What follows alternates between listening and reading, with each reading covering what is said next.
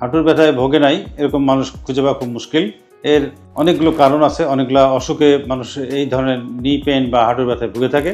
তার ভিতরে সব থেকে বেশি কমন হচ্ছে অস্টিওআর্থ্রাইটিস, যেটা বয়স্ক মানুষদের অসুখ, বা এখনকার যুগে এটা যারা অ্যাডাল্ট তাদেরও হচ্ছে, ইয়াং অ্যাডাল্ট যারা তাদের হচ্ছে। দ্বিতীয় হচ্ছে যে রিউমাটয়েড আর্থ্রাইটিস, যেটাকে আমরা এক ধরনের বাত রোগ বলি। এটাও অত্যন্ত স্পর্শকাতর একটা বিষয়। এই অসুখে ভুগলে সাধারণত দেখা যায় যে যে কোনো ছোটো গিরা দিয়ে ব্যথা শুরু হয়, আস্তে আস্তে বড় গিরার দিকে এগুলা ধাবিত হয় বা আক্রান্ত করে, এবং একটা মানুষ এই অসহনীয় ব্যথা এবং পঙ্গুত্ব জীবনযাপন করতে পারে।